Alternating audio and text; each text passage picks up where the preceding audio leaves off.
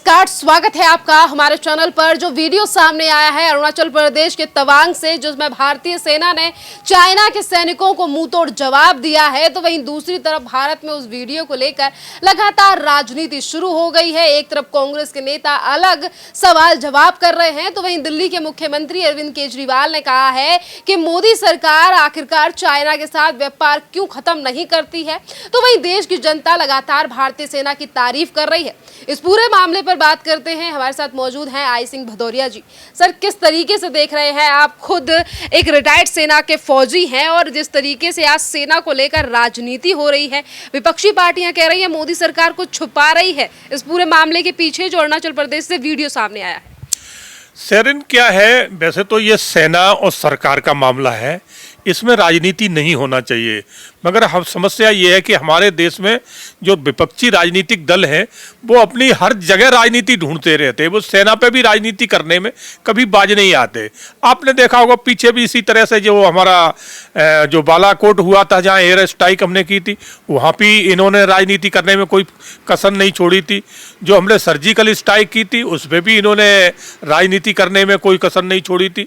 तो ये राजनीतिक पार्टियाँ इस तरह की राजनीति करके हमारी सेना को कमजोर करती है, हमारी सेना का मनोबल डाउन करती है। मगर इसका सीधा सीधा फायदा किसको जाता है? जो हमारे दुश्मन देश हैं उनको। तो मुझे तो ऐसा लगता है कि ये पार्टियां राजनीति के साथ साथ कहीं ना कहीं जो हमारे पड़ोसी राज्य हैं जिनसे हमारी कभी कहीं ना कहीं इनका इन राजनीतिक पार्टियों का लिंक जरूर है।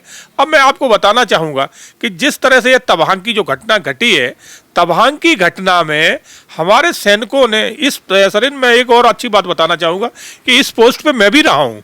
ये बात 2020 के लगभग की बात है, तो मैं नहीं 2002 की बात है। मैं 2002 में मैं खुद भी इस पोस्ट पे रहा हूँ और तवांग में मेरा हेडक्वार्टर था। इस पोस्ट पे मैं आया जाया करता था, मैं कमांडेंट था उस टाइम इस पोस्ट का। तो मैंने ये चीज़ देखी सेरिन कि इस पोस्ट पे पहले भी छुटपुट बातें होती रहती थी, मगर जिस तरह की ये घटना घटी है ऐसे पहले कांड नहीं हुए। हालांकि चाइना वहाँ कुछ ना कुछ जमीन विवाद को लेके आए दिन कुछ ना कुछ विवाद खड़े करे रहता है, मगर सेना हमारी मुंह तोड़ जवाब उनको देती रहती। जैसे आपने देखा कि उस दिन 9 तारीख की रात को भी यही हुआ है कि हमारी सेना ने जिस तरह से उनको लठ उन पे बजाए हैं तो उनकी हड्डियां तोड़ दी है मार मार के, उन्हें भागने का मौका तक नहीं दिया है।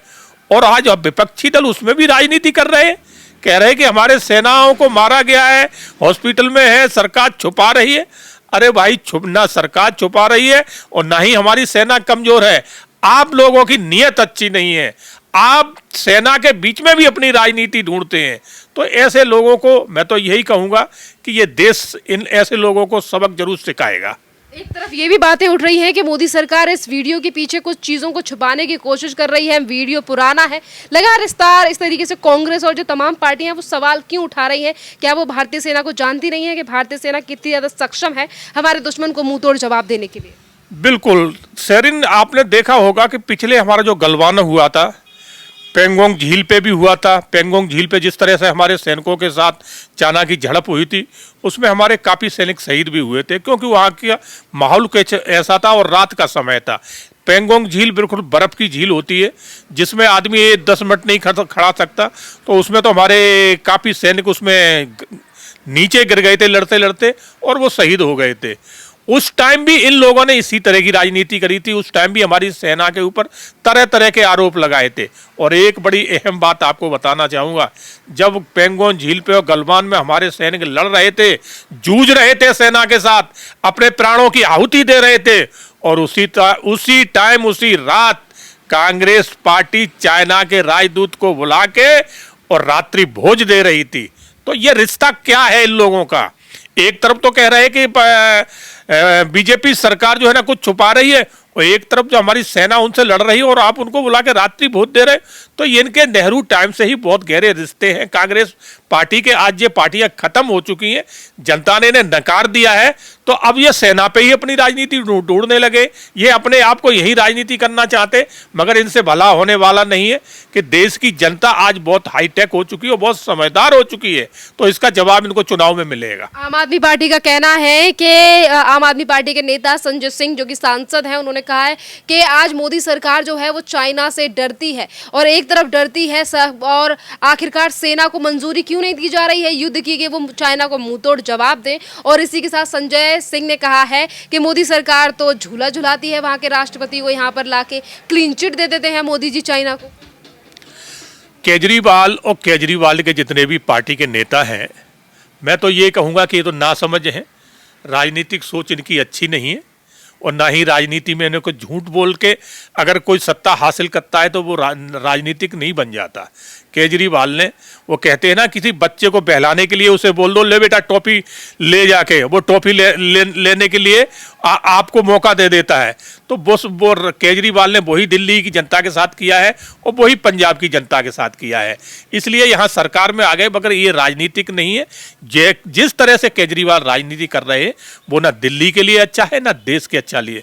और यही केजरीवाल जो कह रहे हैं आप चाइना के साथ व्यापार बंद कर दीजिए, अरे जनाब आपने तो करोड़ों रुपए के चाइना के सीसीटीवी कैमरा दिल्ली में लगवाए हैं, उस टाइम आप कहाँ थे? आपको सोचना चाहिए। तो चाइना के सीसीटीवी कैमरा है, इनको हम क्यों लगवा रहे हैं और आज आप राजनीति कर रहे हैं? तो ये बड़ी दूषित मानसिकता के लोग हैं, ये हम मौका ढूंढते रहते हैं कि हमें राजनीति करने का मौका कहाँ मिले, तो ये सेना को भी नहीं बख्शते, जबकि सेना के ऊपर सत्ता तो ये है कि राजनीतिक पार्टियों को एकजुट होना चाहिए, सरकार के साथ खड़े होना चाहिए, मगर ये सरकार को और सेना को ही दोनों को आरोप लगाते हैं और अपनी राजनीति रोटियां सेकते हैं। सर, अभी आपने जिक्र किया कि 2002 में आप भी इसी पोस्ट पर थे, आप एक हाई लेवल पोस्ट पे थे और अरुणाचल प्रदेश का भी जिक्र आपने किया है, और आज मोदी सरकार को लगभग तीसरा टर्म जो है वो शुरू हो जाएगा 2024 में। अगर मोदी सरकार रिपीट करती है तो क्या आपको लगता है कि मोदी सरकार के आने से सेना जो है वो सक्षम हुई है? क्योंकि कांग्रेस का यही आरोप रहा है कि सेना को आज़ादी नहीं दी जा रही है मोदी सरकार की तरफ से, या फिर मोदी जी सिर्फ जाकर बॉर्डर पर फोटो खिंचाने का काम करते हैं, मनोबल नहीं बढ़ाया गया। बिल्कुल सेरिन, बहुत अच्छा सवाल आपने पूछा। जब मैं तवांग में था, मैं तो ये कहूँगा मेरा बहुत सौभाग्य रहा। नहीं, आर्मी की नौकरी में लोगों को ग्लेशियर शायद एक ही साइड का देखने को मिलता है, हमें दोनों तरफ के ग्लेशियर मिले। लेह लद्दाख सियाचिन वाला भी ग्लेशियर हमें देखने को मिला और अरुणाचल वाला मिला, क्योंकि दोनों अपोजिट ग्लेशियर है, मगर दोनों पे ही चाइना का बॉर्डर लगता है।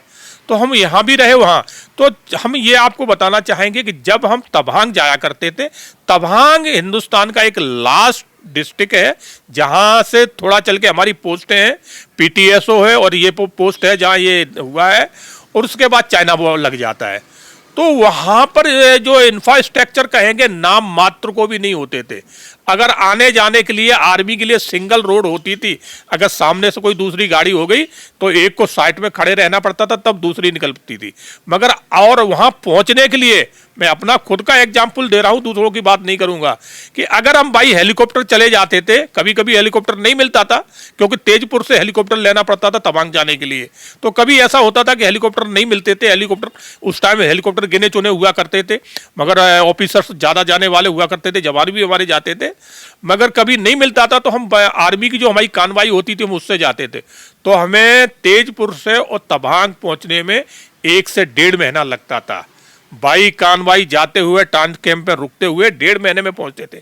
मगर आज स्थिति मोदी कार्यकाल में वो बदल चुकी है।